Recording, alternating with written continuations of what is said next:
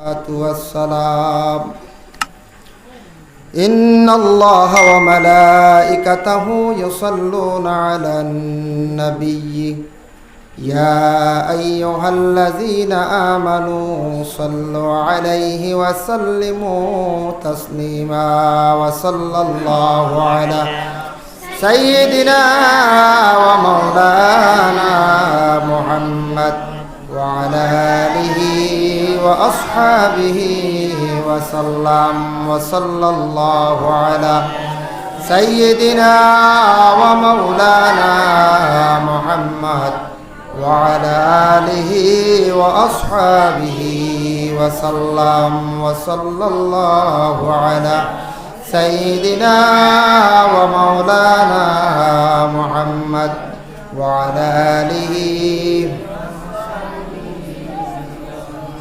بلغ العلا بكماله كشف الدجى بجماله حسنت جميع خصاله صلوا عليه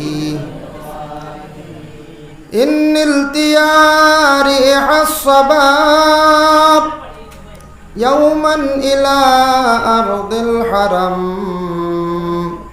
بلغ سلامي روضة فيها النبي المحترم بلغ العلا بكماله كشف الدجى بجماله حسنت جميع خصاله أكبادنا مجروحة من صيف هجر المصطفى طوبى لأهل بلدة فيها النبي المحترم بلغ العلا بكماله كشف الدجى بجماله حسنت جميع خصاله قرآنه برهاننا نسخا لأديان مضات إذ جاءنا أحكامه كل الصحف صار العدم بلغ العلا بكماله كشف الدجى بجماله حسنت جميع خصاله صلوا عليه وآله أما بعد মৌলানা আব্দুল হাফিজ Chowdhury Memorial Hafizia মাদ্রাসায় আয়োজিত আজিমুসান ওয়াজ মাহফিল, এই মাহফিলের মহামান্য সভাপতি সাহেব, এই মাহফিলের শিক্ষক উপস্থিত শিক্ষকবৃন্দ তথা ছাত্র এলাকার সম্মানী মুরব্বিয়ান আজম, যুব সমাজ ভাই হল, পর্দার আড়ালের অবস্থানগত পর্দা নিশিনী মা ও বোনেরা, আল্লাহ তাবারক ওয়া তাআলার কাছে লাখ কোটি শুকরিয়া যে জিয়াদরা এলাকাত একটা হাফিজিয়া মাদ্রাসা আজ থেকে কয়েক বৎসর আগে প্রতিষ্ঠিত হয়েছিল, যার ফলে আজকে এই জায়গাত কোরআন ও হাদিসের আলোচনা শোনার আমরা সুযোগ পাইলাম। এই জায়গাত শুধুমাত্র পবিত্র কালামুল্লাহ শরীফ, আল্লাহর কালাম কুরআন আল কারিমের খেদমত চলিতে আছে। পবিত্র কুরআন শরীফের খেদমত চলের যে মাদ্রাসার মধ্যে অসংখ্য ছাত্ররা আছেন, দেখতে খুব সুন্দর লাগে। শিক্ষক যারা আছেন যথাসাধ্য যতটুকু সম্ভব এরা মেহনত করটা চালিয়ে যাইতা। পরিচালনা কমিটি আছেন, এলাকার সবর সাহায্য সহযোগিতায় মাদ্রাসাটা আরম্ভ হয়েছে, চলতে আছে। আমরা আশা রাখি এই জায়গার মধ্যে মাদ্রাসাটা কেয়ামতের আগ পর্যন্ত কায়েম থাকতো। এই জায়গাত কোরআনের আওয়াজ খান যেন জারি থাকে। সবে হোক আল্লাহুম্মা আমিন। মুহতারাম হাজিরিন কেরাম, দুনিয়ার জমিনের মধ্যে বিশেষ করিয়া গোটা পৃথিবীর মধ্যে সব জায়গাত শিক্ষার আলো যেটা আছে, শিক্ষা প্রত্যেক দেশও আছে। খালি যেন ভারতবর্ষ শিক্ষা যে শেষ তা নয়,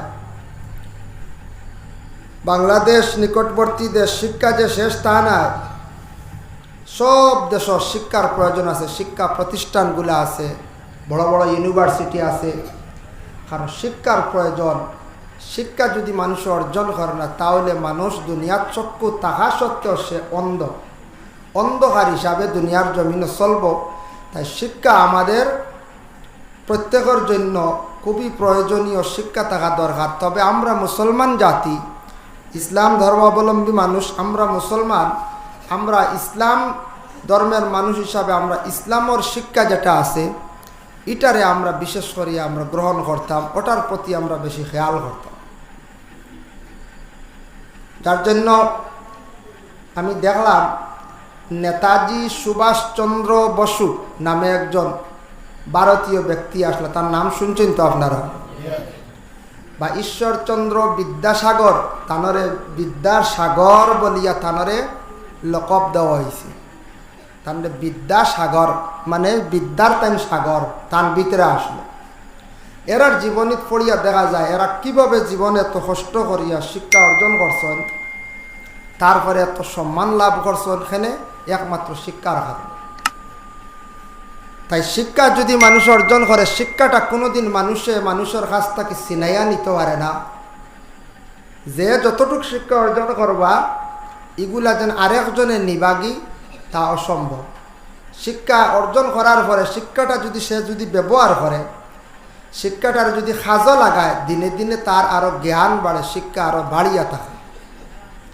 যেমন মোবাইল আমরা চালাই, মোবাইলে দেখুন জানি একটা ফটো আছে, পিকচার আছে, ওটা আরেকজনকে হোয়াটসঅ্যাপও দেওয়ার পরে হেন গেছে, ফটোটা গেছে গিয়া এন মোবাইল ওইগু ফটো এগু রয়েছে না কোনছে, আমরা এগুত রয় না রয় হগুত দিছি, এনর ফায়দা হয়েছিল না, আমারও ফায়দা হইল, আমি দিলাম, হেইনো ফাইলা, কিন্তু আমার মূলত পিকচার এগু রয়েছেন না রয়েছে। ওলা ইলিম অর্জন করার পরে, জ্ঞান অর্জন করার পরে আরেকজনকে যখন জ্ঞান দিবা, আরেকজনকে যখন বুঝাইবা, নসিহত করবা, পড়াইবা, তখন তার আরও ইলিম বাড়ে, জ্ঞান আরও বাড়ে, আল্লাহ সম্মান ইজ্জত জমিনও আল্লাহ বাড়াইয়া দেন। এর জন্য শিক্ষা প্রতিষ্ঠান এটা হইল যে আমরা বিশেষ করিয়া ইসলামিক শিক্ষা প্রতিষ্ঠান, মদরসা, মাদ্রাসা আমরা হয়, এটাও শুদ্ধ। মদরসা উর্দুতে হওয়া হয়, আরবিতে মাদ্রাসা শব্দ হওয়া হয়। এই যে মাদ্রাসার মধ্যে বাচ্চাদের শিক্ষা যেটা দেওয়া হয়, শুধু খালি আরবিক জ্ঞান না, নিশ্চয় এর মধ্যে প্রত্যেক প্রতিষ্ঠানের মধ্যে জেনারেল জ্ঞান থাকে, জেনারেল শিক্ষা থাকে। তবে মাদ্রাসার ছাত্র পড়িলে বহুত ব্যবধান আছে। স্কুল, কলেজ, ইউনিভার্সিটি ছেলেরা যেন পড়াশোনা করে, জ্ঞান অর্জন করে, আদবর দিকে, আদব লেহাজর দিকে কিছু পিছনে কমি হইবা কিলা। স্কুলের কলেজের ছাত্রর মধ্যে দেখবা আদবটা খুব কম পাওয়া যায়, খুবই কম। কিন্তু মাদ্রাসা ছাত্র পড়িলে মাদ্রাসার শিক্ষক হলে ছাত্রদের এত সুন্দরভাবে তার মাত কথাও শিখায়, আদবও শিখায়। যার জন্য আদব যেটা, এই আদব কোনোদিন কিনিয়াও হওয়া যায় না।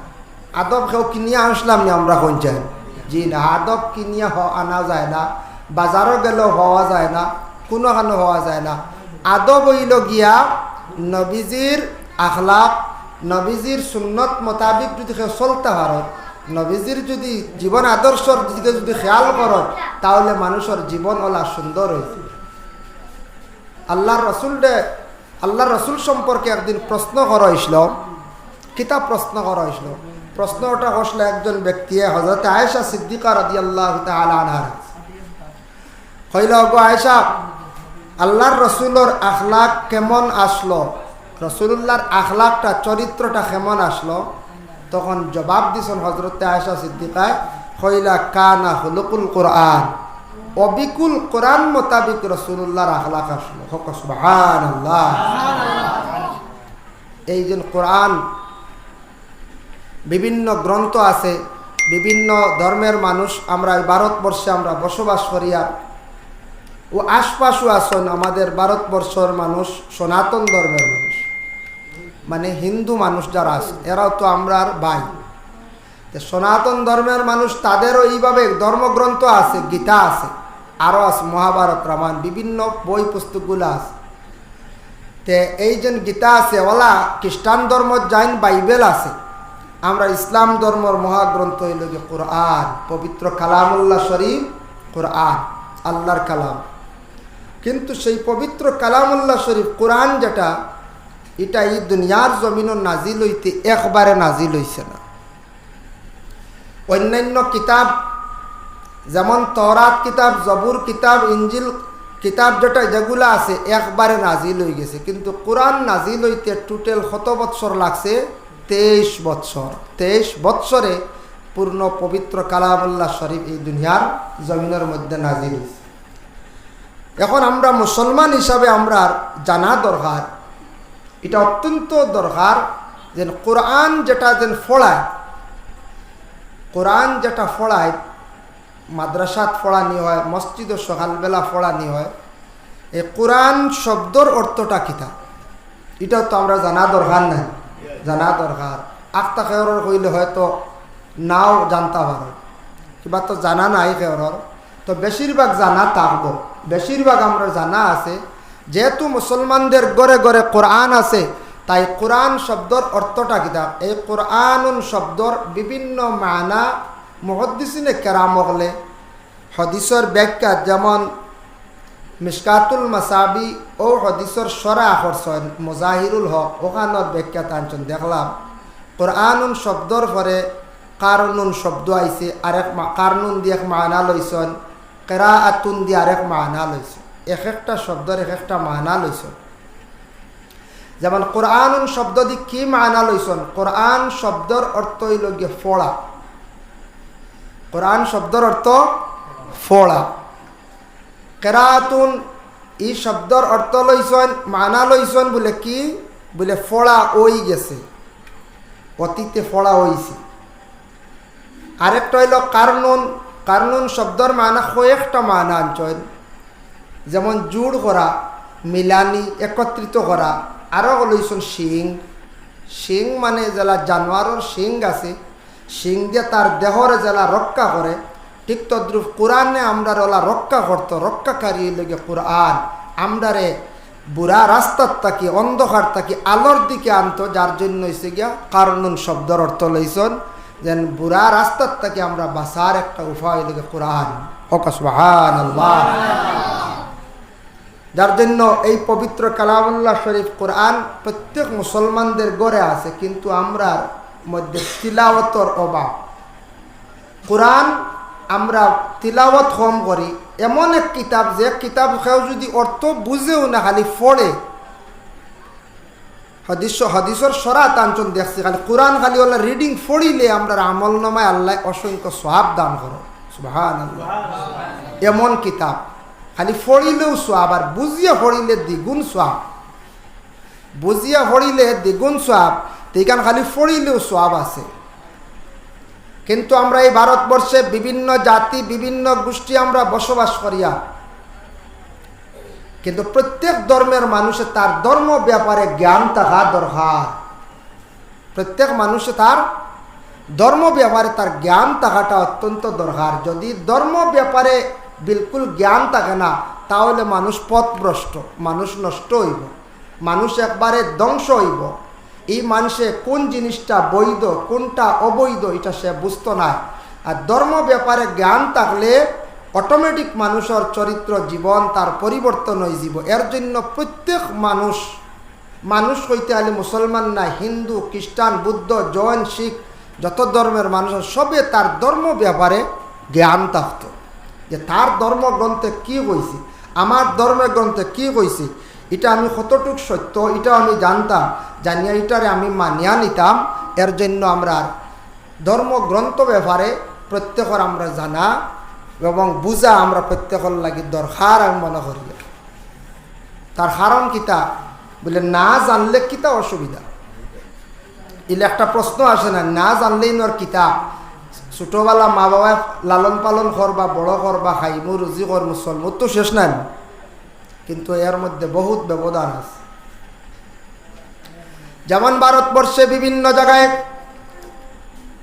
সোশ্যাল মিডিয়াত মাঝে মধ্যে পাওয়া যায়, দেখা যায় কে যেন একজন ব্যক্তি দেখা যায় একটা বই তার ভাইয়ের নিচে রাখছে, হয়তো ভারতে হোক কিংবা তো অন্যান্য রাষ্ট্রের মধ্যে হোক, অন্য ধর্মের ধর্মগ্রন্থটা পায়ের নিচে সে রাখছে, অপমানিত করছে, কিন্তু এটা বালা কাজ করছেন না বালা করছেন এখন জান বলে জিনা খুব খারাপ কাজ করছে। সে যদি তার ধর্ম ব্যাপারে জ্ঞান থাকতো, ধর্মগ্রন্থ ব্যাপারে যদি জ্ঞান থাকতো, বুঝতো, তাহলে অন্য ধর্মের ধর্মগ্রন্থর উপরে এইভাবে আঘাত করতো না, অন্য ধর্মগ্রন্থের উপরে এইভাবে ফাও রাখতো না।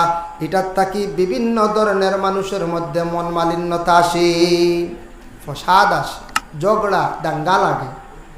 মাঝে মধ্যে পাওয়া যায় না নি, দেখা যাকে কোরআন ফায়ের নিচে রাখি দিছি, কোরআনও আগুন লাগাই দিছি, ওলা হয় না নি পঞ্চায়েত আগুন লাগাই দিছি। কেন লাগাইছে, কোন কারণে? আসলে সে তার ভিতরে অতটুকু জ্ঞান এখন হইছে না, সে ধর্ম কি জিনিস বুঝছে না, ধর্মরে আঘাত করলে কি হয় ইকান হে এখনো বুঝছে না। সেও কিন্তু মানুষ, মানুষের কুলে জন্মগ্রহণ করছে, মানুষের কুলে জন্মগ্রহণ করছে, কিন্তু সে এখনো প্রকৃত মানুষ হইতে পারছে না। একটা জন্তু আছে, যেমন গরু আছে, গরুর ঘরে যদি একটা বাচ্চা জন্মগ্রহণ করে, এটা গরুর বাচ্চা, গরু, তারে তেমন শিক্ষা দেওয়া লাগে না। কুকুরের ঘরে একটা বাচ্চা জন্মগ্রহণ করছে, সেটা কুকুরের বাচ্চা। মেকুরের ঘরে বাচ্চা জন্মগ্রহণ করছে, মেকুরের বাচ্চা, তেমন শিক্ষার প্রয়োজন নাই, যেহেতু সে হায়াওয়ান। কিন্তু মানুষের ঘরে যখন একটা মানুষ জন্মগ্রহণ করার সঙ্গে সঙ্গে মা এবং বাবার উপরে কিছু দায়িত্ব আসে। মা বাবা এতে সন্তানের প্রতি জীবনে খেয়াল করা অত্যন্ত দরকার। তারে প্রকৃতভাবে তার জীবনটার সুন্দর করে গড়িয়া তোলা মা এবং বাবার উপরে দায়িত্ব, সুন্দর করে তার জীবনটা গড়িয়া তুলতা। যেমন ছোটো ছোটো বাচ্চারা মাঝে মধ্যে পাওয়া যায় স্কুলে যাইতে লাগালাগি করন, ইলয় নেন, মাদ্রাসার ছাত্র যাইতে সময় তকি টান দি নিছিল, আরেক ছাত্রকে দেখি আবার মুল্লা বেটা হদুরটা ওটা হই দেন, হ্যাঁ ও হয় একগুড়ো খরা আসন, ও ইলে একগুড়ো আসন কমেন্ট করডা আসন, শুনিয়া দুঃখ লাগে কোনো সময়। এটা আমরাও ছোটোবেলা পাইছি, কিন্তু এটা হিসাবে আসলে এটা এরকম হইতা না, আর এক বাচ্চার মনো আঘাত দিতা না। এই বাচ্চাটা মাদ্রাসাত পড়িতো আসলো, তারে আপনি বুড়া কমেন্ট করছেন, হ্যাঁ মাদ্রাসাত বাদে পড়া বাদ দিলাইতো, যার কারণে এইরকম হইতা না। মানুষরে এইরকম দুনিয়ার জমিনও লজ্জিত করতা না। আপনি যদি প্রকৃত মানুষ হন, তাহলে আপনার মধ্যে মানবতা অতটুক থাকতো, প্রত্যেক মানুষে আর এক মানুষকে সম্মান করত, ইজ্জত দিত। এখন সন্তান দহকা ছোটতা কি বড় হয়েছে, কিছু বড় হয়ে গেছে, কথাবার্তা শিখি লাইছে।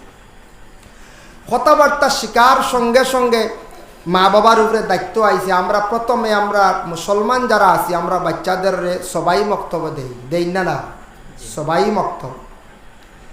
মক্তব সকালবেলা যে পড়া যেটা হয়, এটা অত্যন্ত দরকার, খুব প্রয়োজনীয়। এটা রেখে অবহেলা করবা না। যে গার্জেনটে সবাই মক্তবরে গুরুত্ব দিতা না, বাচ্চারে গুম লাগাইবা, ক্ষেত লইয়া যাইবা গিয়া বাচ্চার পড়াশোনা কমি হইব, সারা জীবন সে আফসুস করব, বড় ইয়ারলে সমুজদার হওয়ার পরে এই বাচ্চা মা বাবারে গালিগালাজ ওই মা বাবায় পড়াইত না। এর লাগে মা বাবায় আওলাদর গালি গাইতা না, আপনারা বাচ্চাদের বুঝাইয়া পড়ার দেখবা, সবাই মক্তবর উপরে বেশি গুরুত্ব দেখবা। এটা ইসলামের বহু বড় একটা খেদমত। আমরা বাচ্চারা সকালবেলা দেই সবাই মক্তব, এই সকালবেলা দিয়া এক মিয়াসাবে দেখুন জানি 60-70টা বাচ্চারা পড়াইনি না এখন যাই 60-70টা বাচ্চারা 1 লাখ, দুইজন মিয়াসাবে 120 জন বাচ্চারা পড়াইতে আসো। এর মধ্যে অত বরকত কিতার লাগি আমি বুঝতাম পারলাম না, এত বরকত আমি নিজে জাজ করিয়া পাইছি। আমি নিজে এটা জাজ করিয়া আমার তাকি আমার ক্ষুদ্র জ্ঞানে লইছে যেন সকালবেলা যেন বাচ্চারা ঘুম তাকি উঠার পরে, যে কোনো মানুষ সকালবেলা ঘুম তাকি উঠার পরে তার ব্রেইনটা খুব ভালো থাকে, ফ্রেশ থাকে,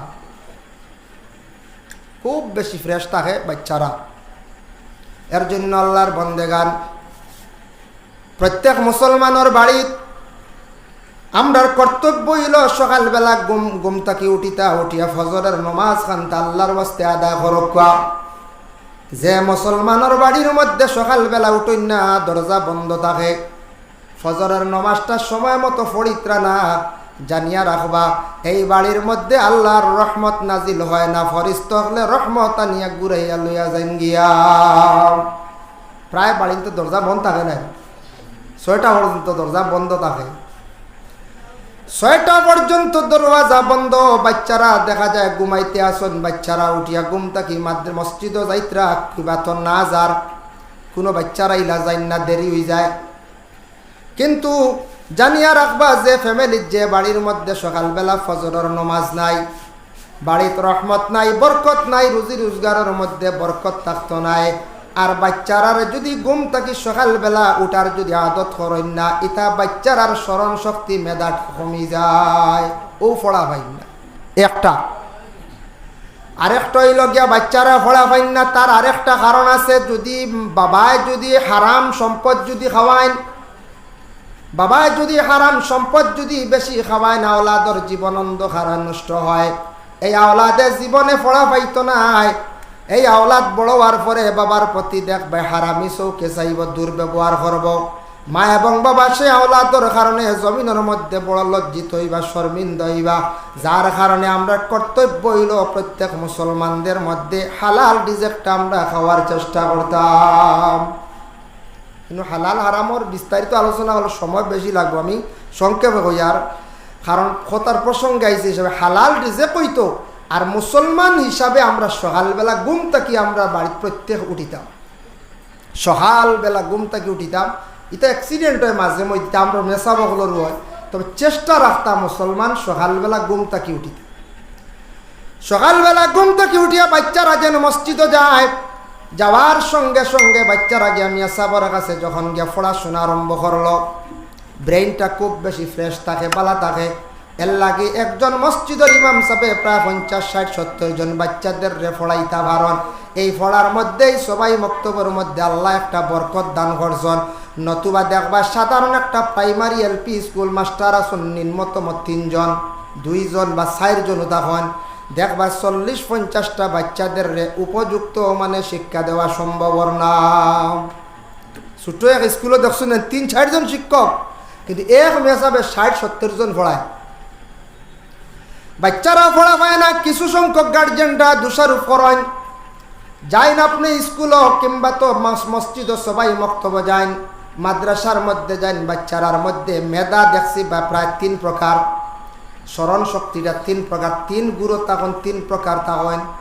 এক গুরু বাচ্চারা খুব বেশি তারার স্মরণ শক্তি বালা মেসা বকলে পড়াইতে, স্কুলের মাস্টারে পড়াইতে কোনো অসুবিধা হয় না।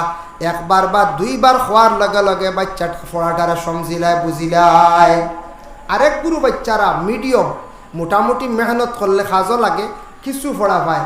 আর এক শ্রেণীর বাচ্চারা এত বেশি স্মরণ শক্তি, ইয়াদ শক্তি কম, মেসা বকলে পড়াইতে পড়াইতে ডুলাইবার ক্ষমতা হয় না। ইলা আসেন না কোন যায় আমরা দোষারোপ করি, দেখাই যেমনে থইলানিয়া মেসাবে আল্লাহুম্মা ইন্না নাস্তাইনুকা, তার ডুলাইন না আমার ওলা কইন না আমরা। কিন্তু আমি বুঝি আর না, আমি গার্জেন হিসাবে একটা দিন যাচাই করলাম না সন্ধ্যার বেলা যে আমার বাচ্চাটার স্মরণ শক্তি কতটুকু আছে। এর লাগে আমরা কিছু গার্জেন টকলে প্রত্যেক মাদ্রাসার শিক্ষক, স্কুলের শিক্ষক, সবাই বক্তব্যের শিক্ষক সকলের দোষারোপ করি, আর এটা ভুল ধারণা। আমরা প্রত্যেকে এটা যাচাই করা দরকার, গার্জেন টকল সচেতন হওয়া দরকার। আমি বিকালবেলা সন্ধ্যার বেলা আমার ছেলে সন্তান, মেয়ে সন্তানকে আমি যাচাই করতাম আমার ছেলেটার মেয়েটার স্মরণ শক্তি কতটুকু আছে। যদি দেখুন কম, আল্লাহর দরবার দোয়া করক, মা এবং বাবার দোয়াটা ওলাদের প্রতি কবুলিয়া থাকে। এর জন্য মা বাবা নমাজ পড়িয়া দোয়া করুন, আল্লাহ আমার বাচ্চার স্মরণ শক্তি বাড়াইয়া দেও, আল্লাহ আমার বাচ্চাটার জীবন মানে উজালা করিয়া দেও। যদি মা এবং বাবায় নমাজ পড়িয়া যদি পবিত্র মুখ কানা দিয়ে যদি দোয়া করিয়া তখন আল্লাহ পাক রব্বুল আলামিনের সেই মা এবং বাবার আওলাদর জিন্দেগির আল্লাহ সুন্দর করবা। সুবহানাল্লাহ। এখন কইবা দোয়া তো করি তো কবুল হয় না, ওলা মাঝে মাঝে প্রশ্ন হয় না, দোয়া করি মাঝে মাঝে তুই তো কিতাব উদে কবুল হয় না, বাচ্চাই কে পড়া হয় না। দোয়া করি আর ঠিক আছে, দোয়া করতে সময় আমার হালাল ডিজেক আছে নি, হালাল ডিজেক খাইয়ার নেই, কারণ নিজে বিবেচনা করতাম, নিজে নিজে ওজন করতাম। দ্বিতীয়ত ইয়া তাকছে গিয়া বান্দা জানিয়া রাখো কোয়া আমার জবানটা কতটুক পবিত্র আছে, আমি কতটুক মিছামাথি আর ফরর সমালোচনা করি আর নি, ফরর নিন্দা আমি করি আর নি, ফরর আইব্রে তুলিয়া ধরিয়ার নি। এইভাবে যদি বুড়া অভ্যাসগুলো আমার মধ্যে যদি থাকে, আমার জবানটা পবিত্র নাই, অপবিত্র মুখখানা দিয়ে আমি দোয়া করব, সেই দোয়ার প্রতিফল যাজা আমি দুনিয়ার জমিনে পাইতাম নাই। এর লাগিয়া জবান পবিত্র রাখতে হইলে ফরর গিবত, গিল্লা, সমালোচনা, অধিকাংশ সমালোচনা ইতার থেকে আমরা বাঁচার চেষ্টা করতাম। মুসলমান হিসাবে আমরা বাঁচিতাম। এর লাগে প্রত্যেক গার্জেন তখন সচেতন যার যার সন্তানাদির স্মরণ শক্তিটা যাচাই করেন, আর আপনার সন্তানদের ভালো ভালো ছোট্টবেলা নসিহত করেন। বয়স হয়ে গেছে 5 থেকে 6 বছর, সন্ধ্যার বেলায় হোক সকাল বেলায় হোক, বাবা তুমি স্কুলে যাইতে আসো, তুমি স্কুলে যাওয়ার পরে তোমার শিক্ষকগুলোর লাগি সুব্যবহার করিও। এটা প্রত্যেক মা বাবা সন্তানটা নসিহত করতাম।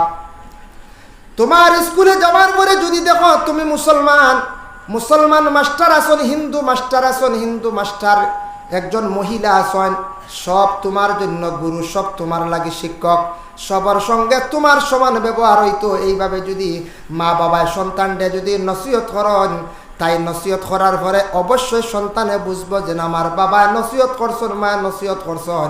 সন্তানটা স্কুলে যাওয়ার পরে সব শিক্ষকের প্রতি সমান ব্যবহার রাখবই না। এটা মা বাবার দায়িত্ব। আমরা মা বাবা কতজনে আমরা নসিহত করি,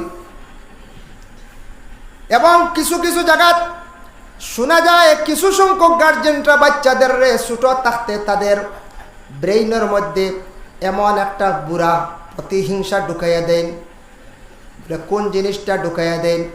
হয়তো কোনো মুসলমান কোনো গার্জেন হলে সন্তানটা হইতে পারেন, বাবা তুমি রাস্তার দিকে হাঁটিয়া যাও, স্কুলে যাও, ঠিক আছে, আমরার প্রতিবেশী পাড়াপড়শির এলাকাত হিন্দু মানুষ আছেন, খ্রিস্টান মানুষ আছেন, ইটা কিন্তু বালা নাই।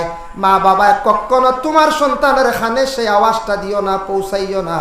একদিন তোমার সেই সন্তানের কারণে জমিন তুমি লজ্জিত হইবাই। ছোটবেলা যদি তারে এই হিংসাটা ঢুকিয়ে দিলেন, হিন্দু মানুষ বালা নাই, খ্রিস্টান ইটা বালা নাই, ইটা মানুষ খারাপ, তখন সে বুঝবো, শিখবো, হইব রে ইটা মানুষ বালা না। আর একদিন ঝগড়া করবো, ফসাদ করবো, তখন ফসাদ ঝগড়া করার পরে সম্মান হার যাইব, প্রথমে মা বাবার যাইব না হয়ে যায়। পয়লাও মা বাবা মানছে তালাশ করবা, বাবাকে দাদাকে গোষ্ঠী খিতা আসলো, ও সন্তানের কারণে মা বাবার লজ্জিত হইতে না হয়ে যায়, এটাও না। ঠিক তেমনিভাবে গোটা ভারতবর্ষের মধ্যে যত গার্জেন আছেন, যে কোনো ইসলাম ধর্মের হোক অন্য কোনো ধর্মের লোক হোক, প্রত্যেক গার্জেন হলে সমান ভেদটা রাখতা। কারণ ইয়া থাকছে প্রত্যেক সন্তানদের নসিহত করেন, বাবা রাস্তাঘাটে তুমি মুসলমান সমাজের মানুষ পাইবাই, খ্রিস্টান ধর্মের তুমি মানুষ পাইবাই, সব ধর্মের মানুষ তুমি পাইবাই। পাওয়ার লগে লগে প্রত্যেকের সঙ্গে তুমি ব্যবহার বালা রাখিও, যেহেতু তুমিও একজন মানুষ, সে একজন মানুষ, সে অন্য ধর্মের লোক, কিন্তু অন্যের ধর্মের লোক বলিয়া তুমি তার ঘৃণা করার যাইও না। এমন ঘৃণা করিও না যেটার তাকে তোমাদের মধ্যে প্রতিহিংসাটা বাড়িয়া থাকে, যেটার তাকে সম্প্রদায় আসিয়া থাকে। এর জন্য এক মানুষ আরেক মানুষের সঙ্গে চলতে গিয়া সমানভাবে সুন্দরভাবে ব্যবহারটা রাখতা। আমার নবী মুহাম্মদুর রাসূলুল্লাহ সাল্লাল্লাহু আলাইহি ওয়াসাল্লামের জীবন আদর্শের দিকে চাইন, দেখবা নবীজির ব্যবহারটুকু কতটুকু সুন্দর ছিল, যে ব্যবহারগুলা দেখিয়া বিভিন্ন ধর্মের ইহুদি হল তারা কি করছে, আমাদের এই পবিত্র ইসলাম ধর্মটারে তারা গ্রহণ করছে। সুবহানাল্লাহ। এর লাগে এগুলা আমার কাছ থেকে শর্ত। মা বাবার উপরে দায়িত্ব আইছে, সন্তানকে কি করো, শিক্ষা দেও, তুমি নিজের নসিহত করো, তোমার সন্তানকে তুমি বুঝাও। সন্তানকে ছোট থাকতে মুটির ভিতরে যদি রাখো, বড় হওয়ার পরে সন্তানে কথা শুনবো। আর ছোট থাকতে যদি একবারে ছাড়িয়া দেয়, বড় হওয়ার পরে সন্তানে কিতা করব, আপনারে জায়গায় জায়গায় গাটে গাটে লজ্জিত করবো। মা বাবা খান দিবা, তখন ই খান্দনে কোনো ফায়দা আইতো না, আইব না বলছায় জি না।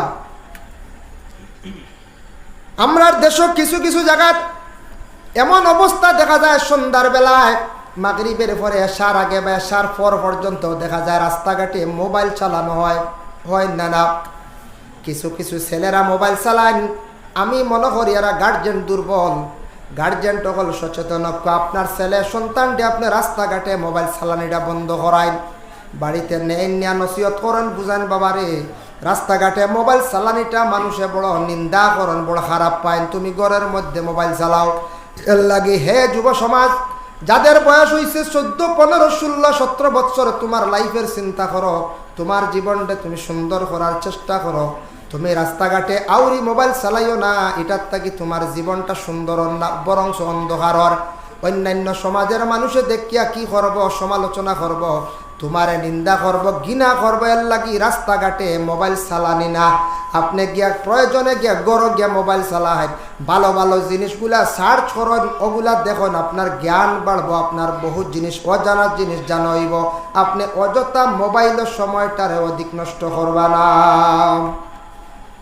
জীবনের মূল্য দেন, জীবনের দাম দেন। জীবনের একটা মূল্য আছে না, না প্রত্যেকের সঞ্চায় আছে।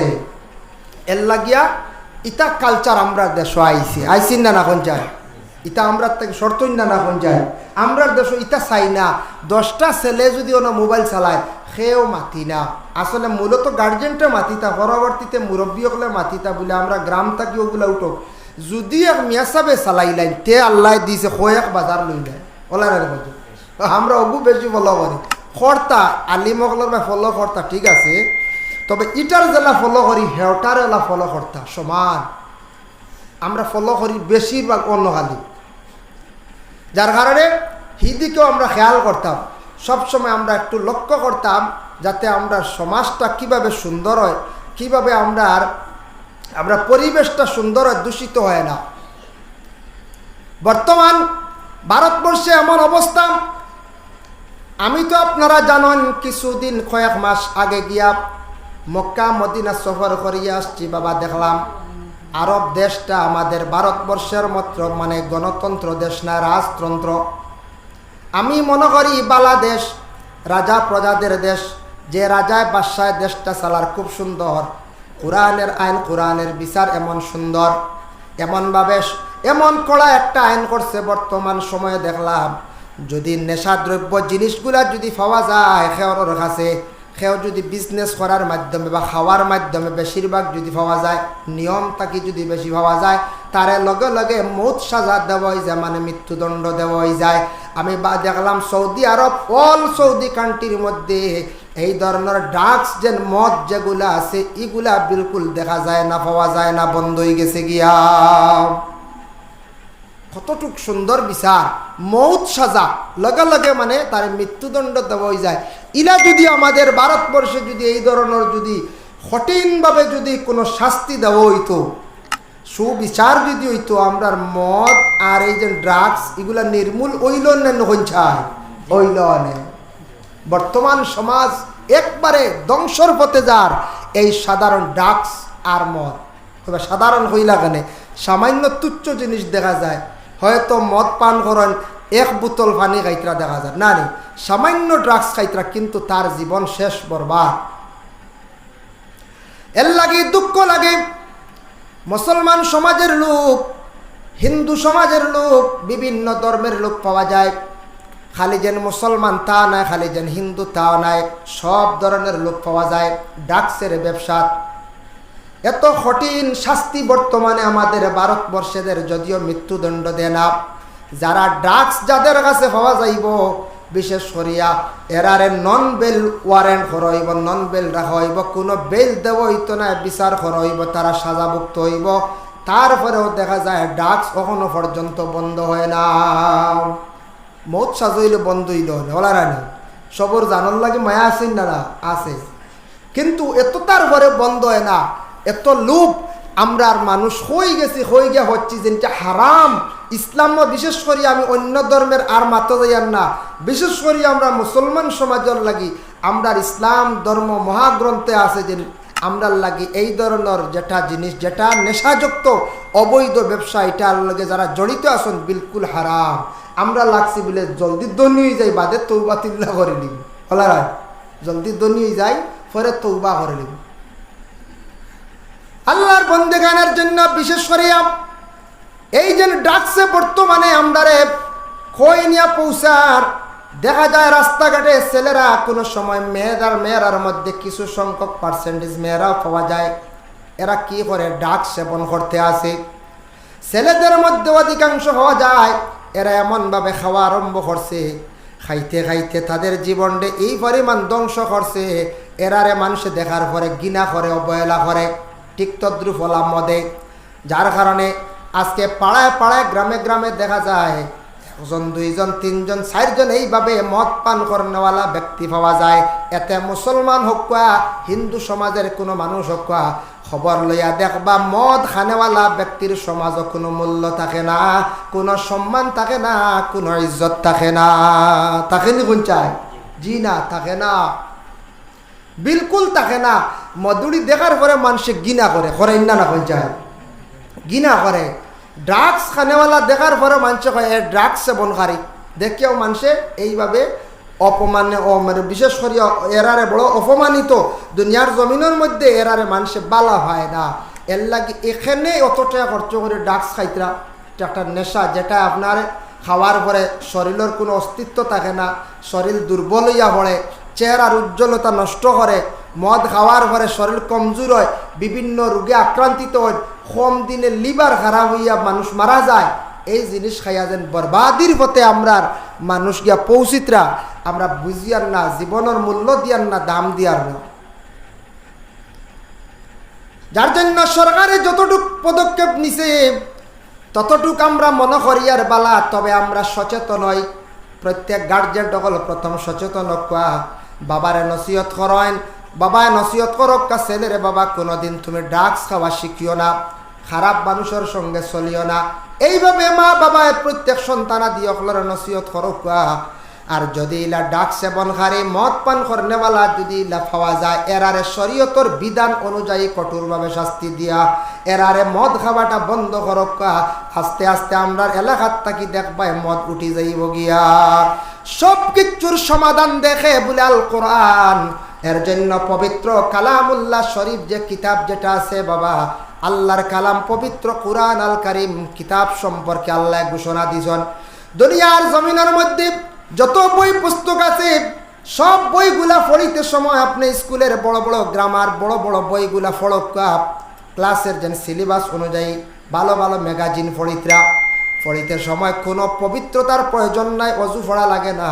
কিন্তু আল্লাহর কালাম কুরআন শরীফ পড়িতে হইলে আমরা পবিত্রতা অর্জন করিয়া সেই কুরআন শরীফ পড়িতে লাগেন না। আনাও যে কুরআন সোয়া আমরা লাগে জায়েজ না, পাক হালতে কুরআন শরীফ পড়িতা।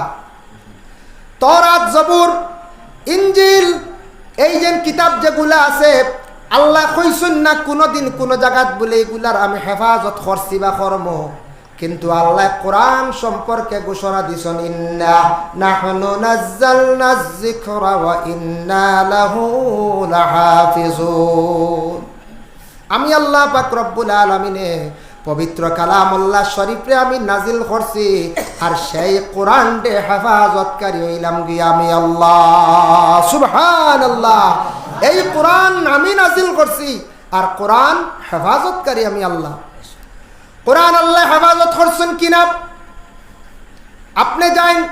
সনাতন ধর্মের মধ্যে গিয়ে একদিন জিজ্ঞাসা করেন বলে, ভাই তোমার ধর্মগ্রন্থ গীতা ইলে একজন আমারে দেখা হচ্ছেন, তোমাদের সেও ধর্মগ্রন্থ গীতাটারে পুরা মুখস্থ করছেন, হিফজ করছেন। প্রায় দেখবা 199 জনে কইবা আমরা ইলা জানি না, মুখস্থ করনেওয়ালা, হিফজ করনেওয়ালা নাই। যাইন আপনি মিজোরাম বা মেঘালয় যান, খ্রিস্টান ধর্মের মানুষ যারা আছেন তাদের আপনি জিজ্ঞাসা করেন তোমাদের ধর্মগ্রন্থ বাইবেল আছে, ওটা একজন হিফজ করনেওয়ালা হাফিজ দেখাও, দেখবা নাই। কিন্তু ইসলাম ধর্মের মধ্যে মহাগ্রন্থ পবিত্র কালামুল্লাহ শরীফ কোরআন আল্লাহ এতটুকু হেফাজত করছেন। লক্ষ লক্ষ কোরআনে হাফিজ হল আল্লাহ এই ভারতের জমিনের মধ্যে আল্লাহ রাখছেন। যদি পৃথিবীর জমিনে সব কোরআন যদি একত্রিত করিয়া যদি জ্বালানি হয়ে যায় তবে আল্লাহর কালাম মিটবে না। আল্লাহর যাতে লক্ষ লক্ষ কোটি কোটি কোরআনে হাফিজ তাদের সিনার মধ্যে আল্লাহ কোরআন রাখছেন, এরা জবান দিয়া প্রকাশ করবা, কাতিবে লেখবা, অবিকুল কোরআন আবার লেখা হয়ে যাইব। সুবহানাল্লাহ। কোরআন আল্লাহ হেফাজত করছেন না?